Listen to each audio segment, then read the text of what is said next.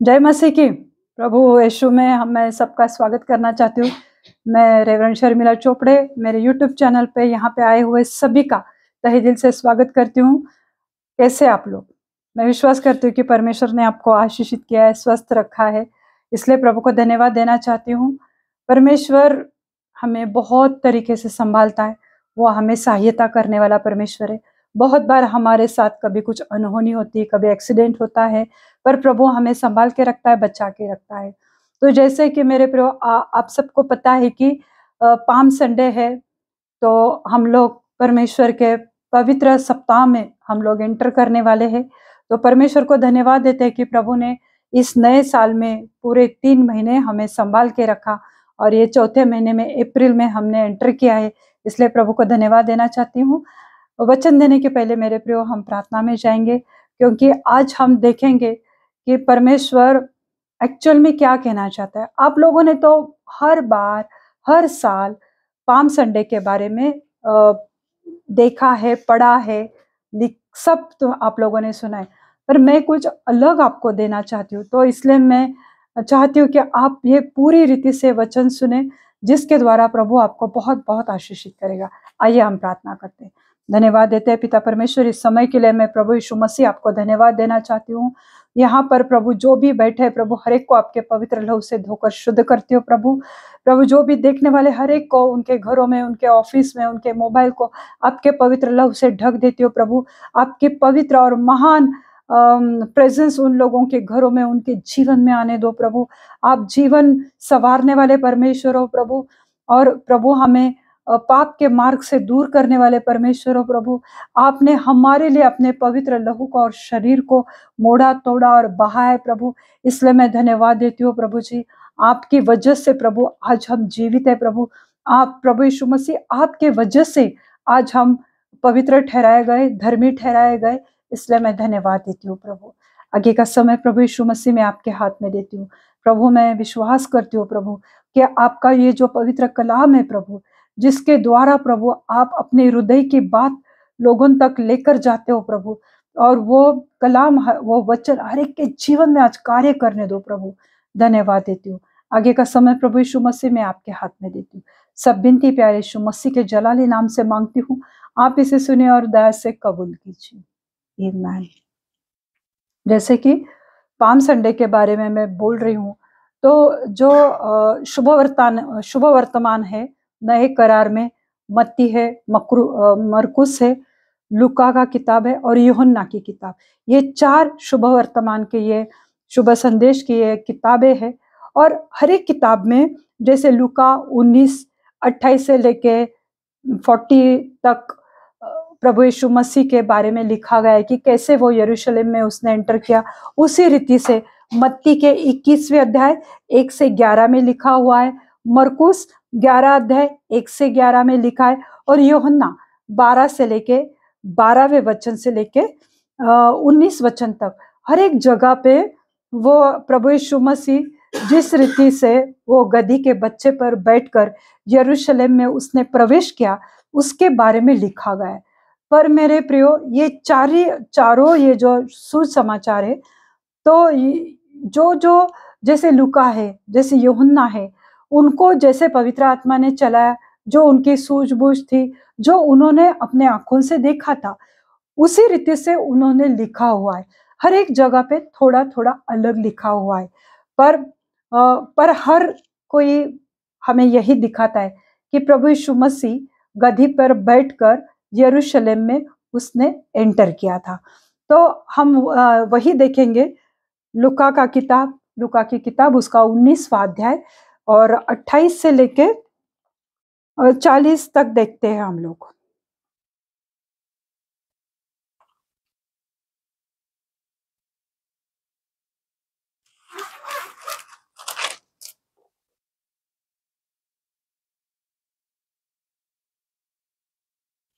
Hallelujah. परमेश्वर अच्छा है, हमारे जीवन में वो कार्य करता है। तो जैसे कि प्रभु यीशु मसीह अपने चेलों के साथ यरूशलेम में जब वो आ रहा था, वो बेथानी बेतफगे से लेके यरूशलेम की ओर वो बढ़ रहा था मेरे प्रभु। जैसे उसने यरूशलेम में प्रभु यीशु मसीह ने एंटर किया, तब हम क्या देखते हैं कि जैसे प्रभु यीशु मसीह वहां पर आए यरूशलेम में, तो यरूशलेम में आने के बाद प्रभु यीशु मसीह ने अपने चेलों से कहा कि सामने वाले गांव में जाओ, उस गांव में एक तुम्हें गधी दिखाई देगी और गधी का बच्चा तुम्हें दिखाई देगा, तो वहां पे जाके उस गधी के बच्चे को खोलो और खोलकर उसे मेरे पास लाओ। अगर वो गधी का जो मालिक है वो अगर तुमसे पूछता है कि क्यों तुम इस गधी के बच्चे को खोलकर लेकर जा रहे हो, तो उसे कहना कि प्रभु को इसका प्रयोजन है। हालेलुया, ये इस वचन में लिखा हुआ है। और हम देखते हैं यूहन्ना 12:12 में, वहां पे लिखा है कि दूसरे दिन बहुत से लोगों ने पर्व में आए थे यह सुन के कि यीशु यरूशलेम में आ रहा है। अभी यहाँ पे थोड़ा अलग लिखा है। यूहन्ना क्या कहता है कि दूसरे दिन, यानी कौन से दूसरे दिन, जो पर्व का उत्सव था, यानी पर्व यानी पास ओवर जो फेस्टिवल है, या जिसे मराठी में वलांडण सण कहते हैं, उसे हिंदी में पर्व कहा जाता है। जो फसह का पर्व था, तो वो खत्म होने के दूसरे दिन बहुत से लोग, यानी यीशु मसीह के पीछे बहुत लोग थे जो फसह के पर्व में आए थे, और उसके साथ बहुत लोग थे। तो वे पर्व में आए थे, वह यह सुना कि यीशु यरूशलेम में आ रहा है। उन्होंने सुना यीशु यरूशलेम में आ रहा है, बहुत लोग थे, उन्होंने सुना यीशु यरूशलेम में आए। आगे का वचन देखता है, 13वें अध्याय में लिखा है, यूहन्ना 12:13, जॉन 12:13, यूहन्ना 12 उसका 13वें आयत में हम देखते हैं, इसलिए उन्होंने खजूर की डालियों ली और उससे भेंट करने को निकले और पुकारने लगे, होसाना, धन्य इज़राइल का राजा जो प्रभु के नाम से आता है। अभी ये जो लोग थे वो प्रभु से मिलने के लिए बहुत उत्साहित थे, वो प्रभु को मिलना चाहते थे, प्रभु यीशु मसीह को, और वो जोर शोर से नारे लगा रहे थे, चिल्ला रहे थे, प्रभु को धन्यवाद कर रहे थे, उसको महिमा कर रहे थे, अडोर कर रहे थे, और वो जोर जोर से चिल्ला रहे थे, और प्रभु को वो कुछ भेंट गिफ्ट देना चाहते थे, और उनके हाथों में खजूर की डालियां थी, और वो कह रहे थे, होसाना, धन्य इस्राएल का राजा जो प्रभु के नाम से आता है। देखो यहाँ पे अलग लिखा हुआ है, और मरकुस अलग कहता है, और लूका अलग कहता है, मत्ती में थोड़ा अलग लिखा हुआ है। पर मैं आज लूका की किताब उसका 19वां अध्याय और 28 से लेके 40, 41 या 42 तक मैं इस वचन पे बात करने वाली हूँ। तो सामने के गांव में जाओ, और उसमें पहुंचते ही एक गधी का बच्चा, जिस पर कभी कोई सवारी नहीं हुआ बंधा हुआ तुम्हें मिलेगा, उसे खोलकर ले आओ। ये प्रभु यीशु मसीह ने अपने चेलों से कहा। देखो, प्रभु यीशु मसीह भी अपने चेलों के साथ ही यरूशलेम में आया था, पर उसे कैसे पता था कि एक सामने वाले गांव में एक गधी है और उसके पास गधी का बच्चा जो बंधा हुआ है। ये नहीं कि माँ की गोद में था या वो गधी का बच्चा दूध पी रहा है, ऐसा प्रभु यीशु मसीह ने नहीं कहा। प्रभु यीशु मसीह ने कहा कि वो बंधा हुआ है और वो सामने वाले गांव में तुम जाओ। उसने अपने चेलों से कहा कि जाओ और उसे बंधा हुआ जो है तो उसे खोल कर लेके आओ। उसे खोलने के लिए कहा, यानी वो बंधा हुआ था। मेरे प्रियो, आज भी हम बंधे हुए, बीमारी में बंधे हुए, कर्जों में बंधे हुए, पाप में बंधे हुए, और हम लोग दुष्ट दुरात्माओं के नीचे बंधे हुए, यानी बहुत सारे बंधन, बहुत सारे हमारे जीवन में विपत्तियां है, गंदी बातें हैं, गंदी आदतें हैं। तो उनको छुड़ाने या खोलने या उसको खोल कर लाने के लिए प्रभु कहता है कि दुष्ट आत्मा को भी खोलने को प्रभु आज हमें कह रहा है। प्रभु इसलिए इस पृथ्वी पर आया, जैसे गधी के बच्चे को खोल कर लेके आओ। हर एक शब्द बाइबल में बहुत इंपॉर्टेंट रहता है, पर हम ऐसे ही बहुत बार कैजुअली पढ़ते हैं, हाँ एक गधा है, गधी है, गधी का बच्चा है, उसे खोलो लेकर आओ। पर खोलने का एक सिंबल है कि तुम जो बंधन में पड़े हुए, जो तुम बीमारी में पड़े हो, जो तुम कर्जों में पड़े हैं, प्रभु तुम्हें खोलना चाहता है, प्रभु तुम्हें आजाद करना चाहता है। और उस गधी के बच्चे को लेकर आओ। प्रभु यीशु मसीह के जितने भी चेले थे, तो वो चेले क्या करते थे, हमेशा प्रभु यीशु मसीह को कुछ ना कुछ प्रश्न सवाल पूछते थे। जैसे वो शमरोनी स्त्री के साथ प्रभु यीशु मसीह बात कर रहे थे, उनके मन में बहुत ख्याल आए, अरे प्रभु यीशु मसीह इस शमरोनी स्त्री के साथ कैसे बात कर रहे, किसी लेडीज के साथ बात कर रहे। फिर प्रभु यीशु मसीह ने चेलों को बताया था कि एक लड़का जो मिर्गी से बीमार था, उसके लिए चेले प्रार्थना कर रहे थे पर कुछ नहीं हुआ। फिर उसके पिताजी ने, बच्चे के पिताजी ने यीशु मसीह के पास लाए। यीशु मसीह ने जब प्रार्थना किया तो लड़का तुरंत आजाद हो गया दुष्ट दुरात्माओं से। तो उन्होंने पूछा कि रब्बी, गुरुजी, ये तुमने कैसे किया? यानी हमेशा चेलों के मन में सवाल आते थे कि प्रभु यीशु मसीह ये कैसे करता है। पर यहाँ पे प्रभु यीशु मसीह ने जब बोला कि सामने जाओ, सामने गली में जाके, गांव में जाके वो गधी के बच्चे को छुड़ा कर लेकर आओ, उन्होंने कुछ भी नहीं पूछा कि प्रभु तुम्हें कैसे पता कि सामने वाला वो गांव है, गांव में एक गधी है, गधी के पास बच्चा है, बच्चा बंधा हुआ है डोर से। कुछ नहीं उन्होंने पूछा।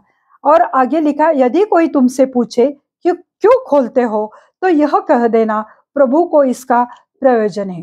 तो प्रभु यीशु मसीह ने पहले ही अपने चेलों को सब बता के रखा कि अगर, यानी उस गधी का मालिक अगर तुम्हें पूछता है कि क्यों इस गधी के बच्चे को खोल कर लेकर जा रहे हो, हमारा कोई टू व्हीलर लेकर जा रहा है तो हम पूछेंगे भाई कौन है, कहाँ से आए, क्यों लेकर जा रहे हो।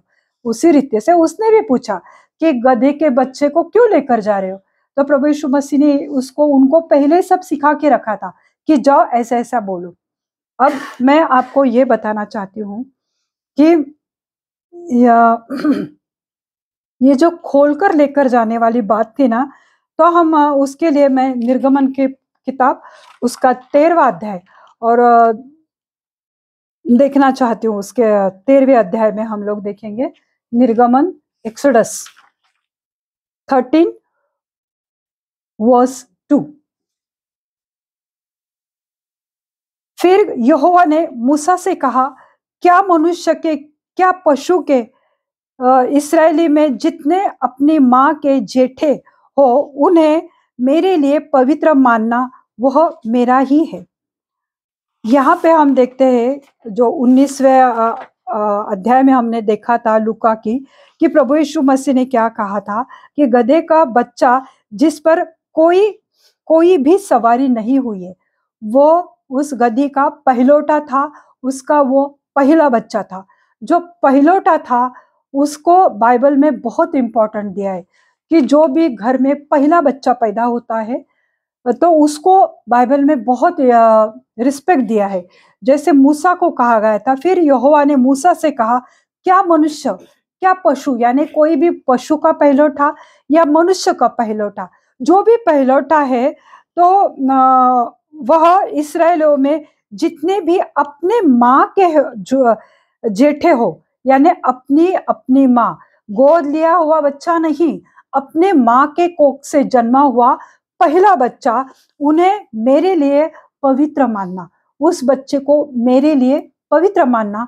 ये प्रभु यीशु मसीह, ये यहोवा परमेश्वर ने मूसा से कहा था। उसी अध्याय में अगर हम 13वीं आयत में हम देखते हैं निर्गमन 13:13, और गधी के हर एक पहलौठे के बदले मेमना देकर उसको छुड़ा लो। ये बहुत बड़ा रेवलेशन है मेरे प्रियो। क्या लिखा हुआ है, और गधी के हर एक पहलौठा, यानी जो गधी है उसका जो पहला बच्चा है, तो उसको छुड़ाने के लिए, उसको आजाद करने के लिए, मुक्त करने के लिए मेमने को देकर उसको छुड़ाओ। गधी के लिए मेमना, ये क्या बात है। और जो परमेश्वर ने मुझे एक बहुत बड़ा रेवलेशन दिया, वो मैं आप लोगों के साथ शेयर करना चाहती हूँ। गधा, जो परमेश्वर ने कहा था कि प्रभु यीशु मसीह को गधी की सवारी चाहिए थी, वो गधे का बच्चा जो था, गधी नहीं गधा था, वो गधे का बच्चा था, उसके ऊपर प्रभु यीशु बैठकर यरूशलेम में वो प्रवेश करने वाला था। तो वो जो गधा है, तो वो एक्चुअली हम लोग हैं।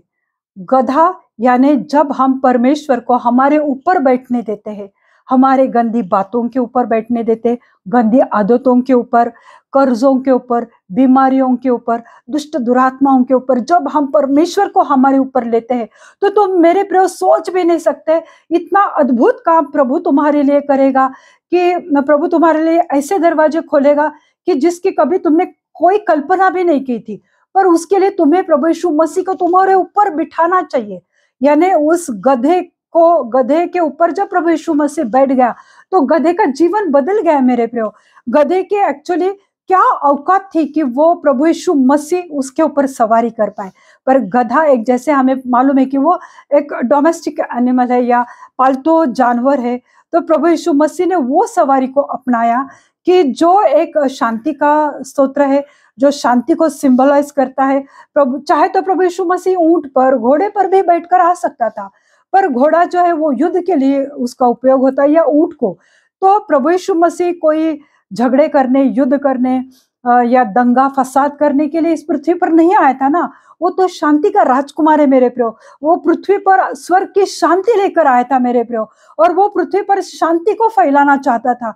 इसलिए वहां पर निर्गमन में लिखा हुआ है मेरे प्रियो, और गधी के हर एक पहलोठा, यानी जो भी गधी के जो पहलोठा बच्चा है वो नर रहेगा मेरे प्रियो, यानी मेल है। वो पहलोठे के बदले मेमने देकर उसको छुड़ा लेना। आज प्रभु यीशु मसीह हमारा मेमना है। हमारे जैसे गधों के लिए उसने अपने लहू को बहाया मेरे प्रियो। उसने अपने शरीर को हमारे लिए तोड़ा मरोड़ा है। और ये निर्गमन में लिखा हुआ था कि गधी के बदले में मेमने को दिया जाएगा। हम जो उसके गधे हैं, क्योंकि वो हमारे ऊपर बैठने वाला परमेश्वर है, वो हमारे साथ रहने वाला परमेश्वर है। और वो गधे के बदले में मेमना, जो प्रभु यीशु मेमना है जिसने हमारे लिए अपने प्राणों को दिया है मेरे प्रियो, तो वो बलिदान का मेमना बना। जैसे पुराने नियम में मैं हमेशा बोलती थी कि पापों के लिए बलिदान देना पड़ता था, तो वो मेमना प्रभु यीशु मसीह है मेरे प्रियो।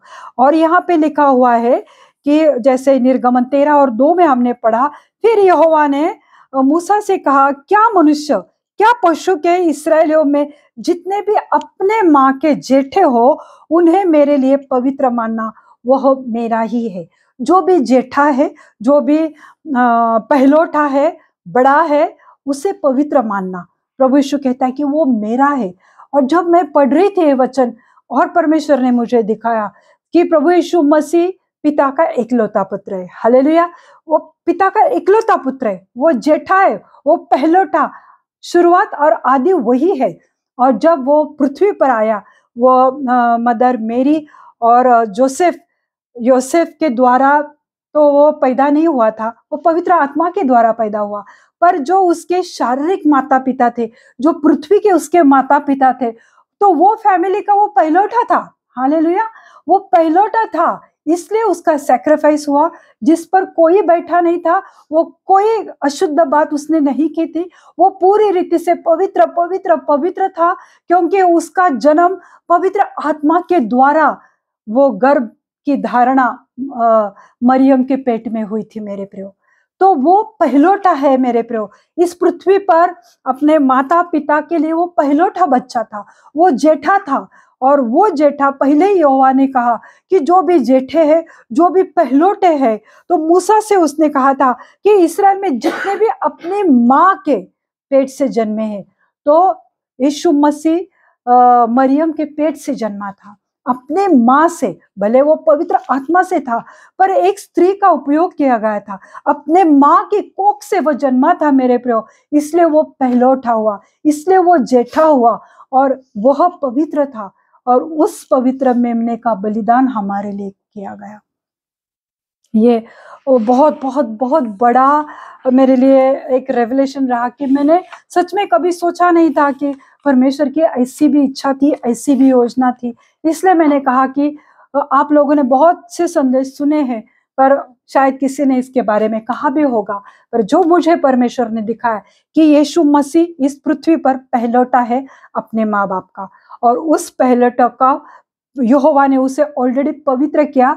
और आगे वचन में निर्गमन 13:2 में क्या लिखा है कि वो मेरे लिए पवित्र है। इसलिए हम प्रभु यीशु मसीह को पवित्र पवित्र पवित्र सेनाधीश परमेश्वर कहते हैं। हालेलुया।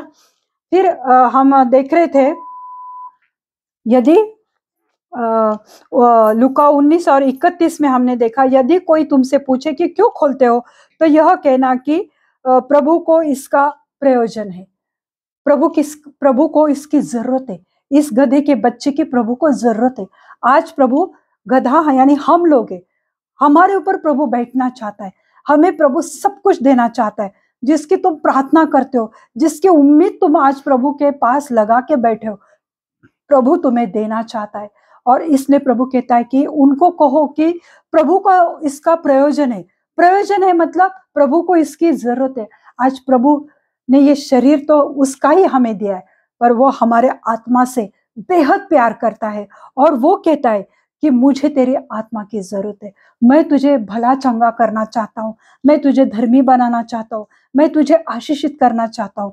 अगर कोई पूछे तो कहना ये प्रभु को इसकी जरूरत है, प्रभु तुम्हें चाहता है और प्रभु को तुम्हारी जरूरत है मेरे प्रियो। क्योंकि जो गधा, जो हम लोग है, हमारे ऊपर वो सवारी करना चाहता है, वो हमारे साथ जय जयकार करना चाहता है, वो हमारे ऊपर बैठना चाहता है, हमारी गंदी आदतों से हमें छुड़ाना चाहता है, हमें बीमारियों से आजाद करना चाहता है, दुष्ट दुरात्माओं से हमें छुड़ाना चाहता है। ऐसा पवित्र पवित्र परमेश्वर है। और उसका इस रीति से वो प्रभु यीशु मसीह यरूशलेम में उसने एंटर किया। और हम अगर यूहन्ना उसके 12वें अध्याय और 13वीं आयत में हम देखते हैं कि इसलिए उन्होंने खजूर की डालियां ली और उससे भेंट करने के लिए निकले और पुकारने लगे, होसन्ना, धन्य इस्राएल का राजा जो प्रभु के नाम से आता है। होसाना का मतलब क्या है? क्या है होसाना का मतलब? हमें प्रभु की जरूरत है। होसाना का मतलब क्या है? बोलो।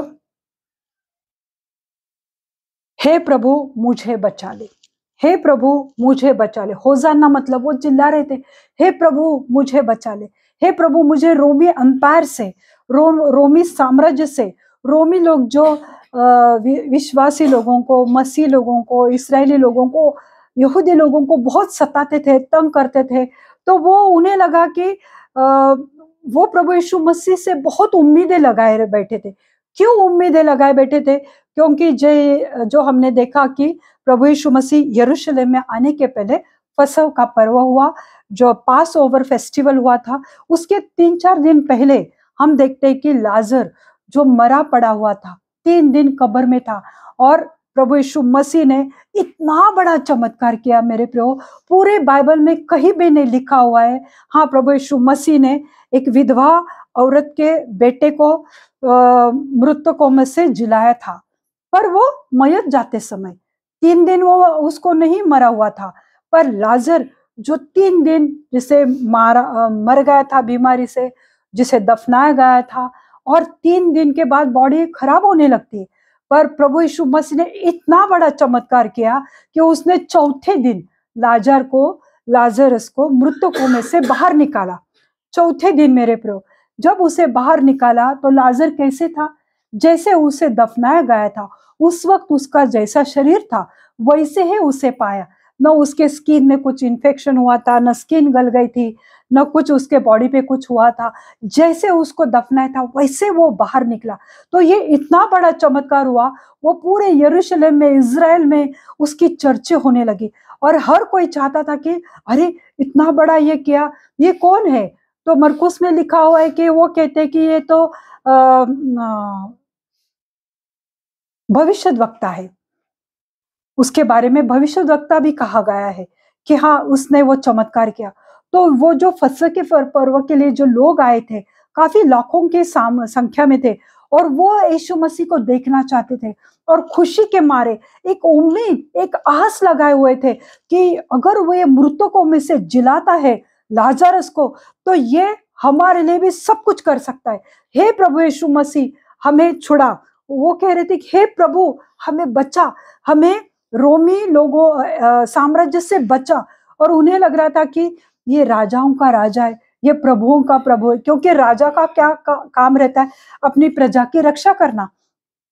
तो उन्हें लगा कि ये कोई राजकीय नेता या बहुत बड़ा योद्धा है और वो हमें रोमी लोगों से बचाएगा, उनके जो जुल्म ये लोग करते हैं उससे हमें छुड़ाएगा। तो ये उम्मीद लगाए बैठे थे कि यीशु मसीह हमें छुड़ाएगा, इसलिए वो कह रहे थे होजाना होजाना, उसको भेंट चढ़ाना चाहते थे। उसके सामने वो अपने कपड़े बिछा रहे थे और उसकी महिमा कर रहे थे, अडोर कर रहे थे उसको, और वो कह रहे थे हे प्रभु हमें बचा। वो जोर जोर से चिल्ला रहे थे क्योंकि उन्हें आशा थी कि रोमी साम्राज्य से सिर्फ ये हमें बचा सकता है। पर मेरे प्रियो, मैं आपसे कहना चाहती हूँ कि प्रभु यीशु मसीह वहां पर कोई तलवार लेके युद्ध करने नहीं आया था। वो घोड़े पे सवार होकर नहीं आया था, वो गधे पर आया था ताकि वो शांति का सुसमाचार लोगों को दे, शांति से लोगों की मन उनके हृदय को वो जीतने पाए, इसलिए वो वहां पर आया था। पर उसे पता था कि ये जब मैं पवित्र सप्ताह में अभी मैं जाने वाला हूँ, मैं यरूशलेम में एंट्री करने वाला हूँ।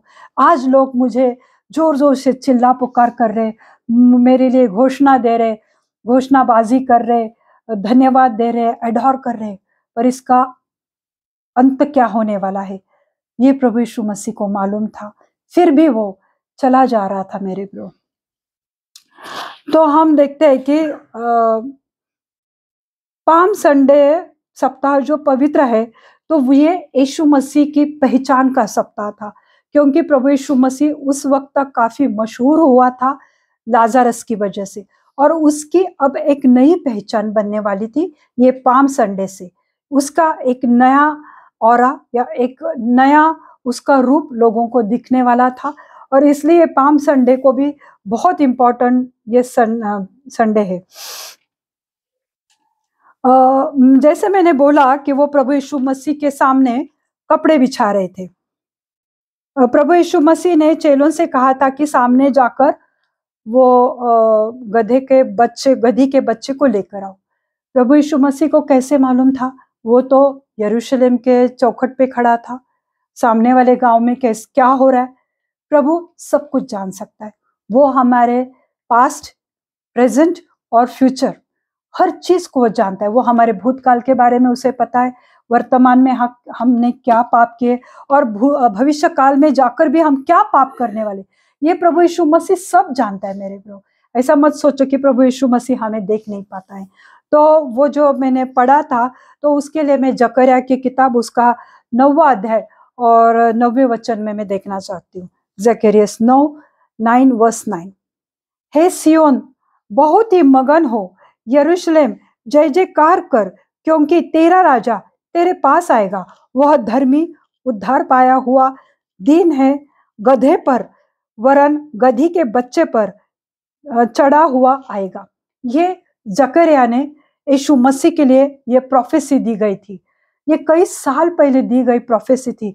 जकरिया जो भविष्यद्वक्ता था, उसे यहोवा परमेश्वर ने ये दृष्टांत में दिखाया था कि हे सियोन बहुत हो, मगन हो, यरूशलेम जय जयकार कर। क्यों जय जयकार कर? क्योंकि तेरा राजा तेरे पास आएगा। हमारा राजा प्रभु यीशु मसीह वो तेरे पास आएगा। वो कैसा होगा? वो धर्मी होगा, राइचस होगा, वो पवित्र होगा, उद्धार पाया हुआ। वो उद्धार पाया हुआ हमें उद्धार देने के लिए आने वाला था। वह दीन है, यानी बहुत हम्बल है, वो नम्र है, और वह कैसे आ रहा है? गधे पर वरन गधी के बच्चे पर चढ़ा हुआ आएगा। ये जकरिया ने ये भविष्यवाणी यीशु मसीह के लिए दी थी। और प्रभु यीशु मसीह इसलिए भी गधी के बच्चे पर बैठकर आया, क्योंकि मैंने बोला कि गधा फाइट करने के लिए यूज नहीं करते युद्ध के लिए, पर यह भविष्यवाणी थी और वो प्रभु यीशु मसीह कंप्लीट करना चाहता था। जो जो उसके बारे में व्यवस्था में या पुराने नियम में जो जो भविष्यवाणियां दी गई थी, वो सब भविष्यवाणी जो यशायाह ने दी थी, यिर्मयाह ने दी थी, दानियल ने दी थी, वो सब भविष्यवाणियां यीशु मसीह ने पूरी की। प्रभु यीशु मसीह पुराने नियम को रद्द करने, खारिज करने नहीं आया था, वो उसे पूरा करने आया था। इसलिए वो गधी के बच्चे पर, यानी जो जकरिया ने कई साल पहले बाइबल में लिखा हुआ है। इसलिए जब बाइबल पढ़ते मेरे प्रियो तो ध्यान से पढ़ो। प्रभु हमें सब कुछ दिखाता है, बताता है। और वो भविष्यद्वक्ता ने बताया था कि वो इस रीति से आने वाला है कि गधी के बच्चे पर बैठकर वो आने वाला है। और इसलिए भी प्रभु यीशु मसीह ने वो गधी के बच्चे को चूज किया और उसका यूज किया, और प्रभु यीशु मसीह उस पर बैठकर यरूशलेम में आया था। वह मैं एप्रम के रथ और यरूशलेम के घोड़े नष्ट करूंगा और युद्ध के धनुष तोड़ डाले जाएंगे, और वह जाति जाति से शांति की बातें कहेगा। 10वीं आयत में लिखा है कि नहीं क्या, रथ और यरूशलेम के घोड़े नष्ट करेंगे, यानी जो युद्ध है, जो दंगा फसाद है, जो झगड़े है, वो नष्ट करने आया, क्योंकि वो शांति का राजकुमार था मेरे प्रियो। और जाति जाति से शांति, हर अलग अलग जाति के लोगों को शांति देने के लिए, और पृथ्वी के दूर दूर के लोगों तक प्रभुता करने। आज प्रभु यीशु मसीह हमारे ऊपर प्रभुता करता है। आज हम उसको प्रभु मानते हैं, और इसलिए प्रभु मसीह आया। वो युद्ध करने नहीं आया, वह तो संसार में शांति देने आया। वह कोई नेता या कोई योद्धा मानने से उसने इनकार कर दिया था, इसलिए वो गद्दी पर बैठकर आया था। यीशु मसीह ने पिता के साम्राज्य, जो हेवनली किंगडम है, उसको रिप्रेजेंट या उसको दर्शाया था। प्रभु यीशु मसीह गधी के बच्चे पर बैठकर उसने जो स्वर्ग का राज्य है, जो हेवनली किंगडम है, उसको रिप्रेजेंट किया कि स्वर्ग इस रीति से शांति से भरा है, और स्वर्ग की शांति उसने पृथ्वी पर लाई मेरे प्रियो। हम लूका की किताब देख रहे तो उसका 35 और 36 आयत हम देखते हैं। Look 19 verse 35 to 36। वे उसको यीशु के पास ले आए और अपने कपड़े उस बच्चे पर डालकर यीशु उस पर बैठा दिया। यीशु को उस पर बैठा दिया। वे उसको यीशु के पास लाए। किसको यीशु के पास लाए? किसको? गधी के बच्चे को, है ना। तो वो यीशु के पास जैसे चेलों को बताया था, वैसे चेलों ने यीशु मसीह के पास गधी के बच्चे को लाया। फिर चेलों ने क्या किया? फिर अपने कपड़े उस बच्चे पर डाला, गधी के बच्चे पर वो कपड़े डाले और उस पे यीशु को बिठाया। अभी देखते हैं हम लोग 36 आयत। जब वह जा रहा था तो वे अपने कपड़े मार्ग में बिछाते जा रहे थे। मैले कुचले गंदे कपड़े नहीं थे मेरे प्रियो, अच्छे स्वच्छ साफ सुथरे कपड़े रास्ते पर लोग बिछाए जा रहे थे। लोग हाथों में खजूर की डालियां लेकर होजाना होजाना कर रहे थे कि हे प्रभु हमें बचा, हे राजाओं के राजा हमें बचा। और वो कपड़े डाले जा रहे थे। क्या आपको पता है कि कपड़े डालने का क्या मतलब होता है?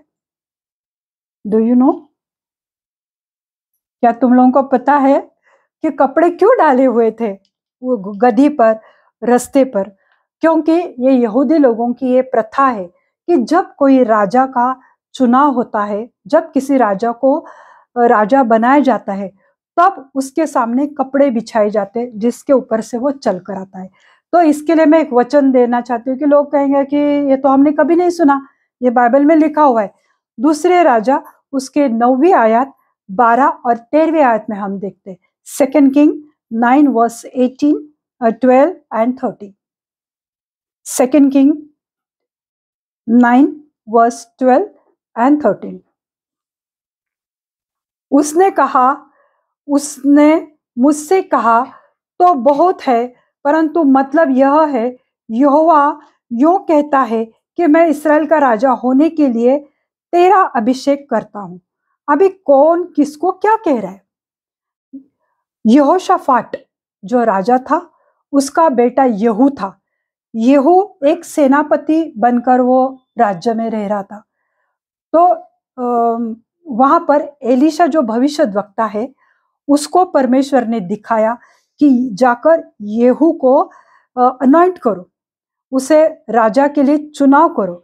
तो उसने अपने एक चेले को, भविष्यद्वक्ता को बोला, वहां पर जाओ, यहू को मिलो और येहू को लेकर उसे तेल से अभिषेक करो और उसे राजा ठहराओ। तो येहू जो यहोशापात का बेटा था, उसे राजा करने के लिए एलीशा के पास जो भविष्यद्वक्ता था, उसका चेला, उसको भेजा गया था।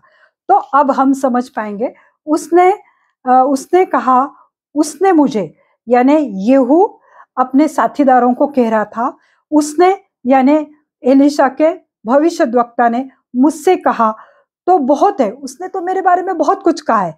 वो जो भी उसके लिए प्रोफेसी दी गई थी या उसके बारे में वो भविष्यद्वक्ता ने येहू को बताया था, वो उसने अपने दोस्तों को नहीं बताया, पर एक मतलब की बात उसने बोली। वो बोला कि मुझे तो बहुत बोला है, परंतु मतलब यह है, यहोवा यूं कहता है, यहोवा परमेश्वर है, वो यूं कहता है कि मैं इस्राएल का राजा होने के लिए तेरा अभिषेक कर देता हूँ।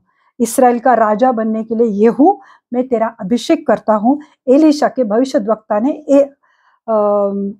येहू से कहा था, और उसने अपने दोस्तों को कहा। जैसे उन्होंने इस बात को सुना मेरे प्रियो, तो 13वीं आयत में हम देखते कि उनका क्या रिएक्शन हुआ।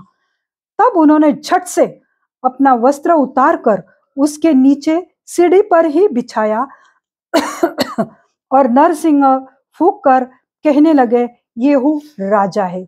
हालेलुया।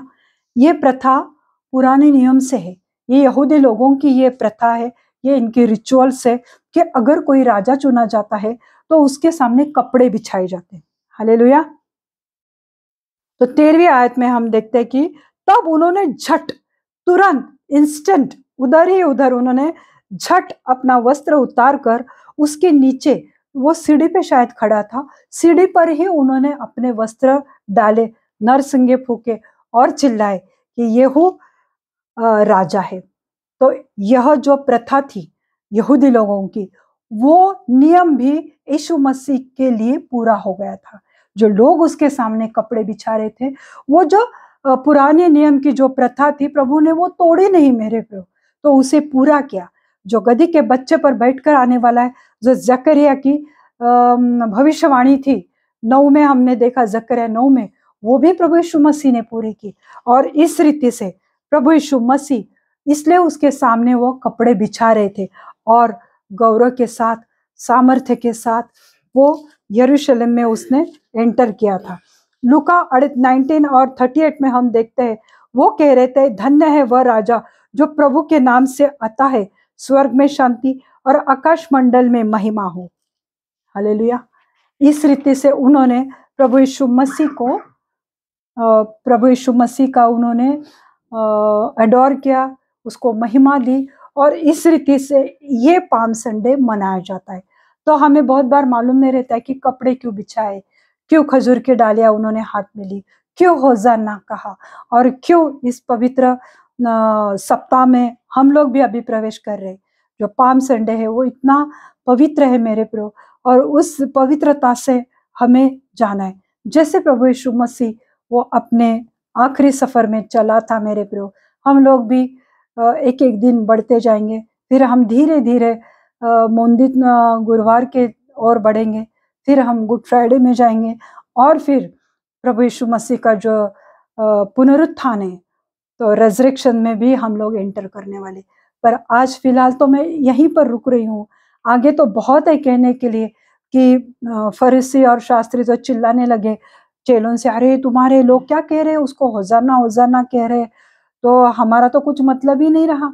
तो प्रभु यीशु मसीह ने कहा कि अगर ये लोग अगर नहीं चिल्लाएंगे तो पत्थर बोल उठेंगे। उसका भी बहुत बड़ा संदेश है मेरे प्रभु, पर आज मैं वक्त के कमी के कारण नहीं दे सकती, मैं यहीं पर रुक रही हूँ।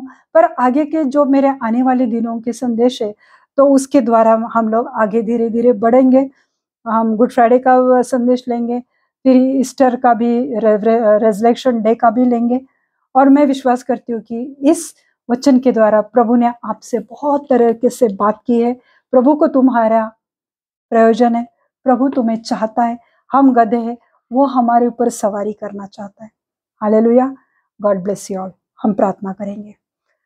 धन्यवाद देते पिता परमेश्वर, आपके इस पवित्र कलाम के लिए मैं धन्यवाद देती हूँ प्रभु यीशु मसीह। आप जीवित परमेश्वर हो प्रभु, आप सच्चे खुदा हो प्रभु, और आपने जिस रीति से प्रभु हंसते हुए इस यरूशलेम में प्रवेश किया और बाद में आप रोए यरूशलेम को देखकर, क्योंकि आपको पता था मेरे प्रभु जी कि यरूशलेम पर प्रभु का न्याय उतर कर आने वाला है। आज भले ये लोग प्रभु को धन्यवाद दे रहे हैं, ये आज प्रभु को हो जाना प्रभु को हमें प्रभु की जरूरत है, बहुत कुछ बोल रहे थे, पर फिर भी प्रभु आप अंदर से रोए उनको देखकर। प्रभु जो आगे चलकर आपके साथ होने वाला था वो आपको सब मालूम था मेरे यीशु मसीह, फिर भी आपने उस कटोरे को हाथ में लिया, उस कटोरे को पिया मेरे प्रभु जी। मैं आपको धन्यवाद देती हूँ प्रभु, इस पवित्र पाम संडे के लिए धन्यवाद देती हूँ प्रभु, जिस पवित्रता से प्रभु आपने यरूशलेम में प्रवेश किया मेरे जीवित परमेश्वर, उस रीति से प्रभु आप हमारे जीवन में प्रवेश करो प्रभु।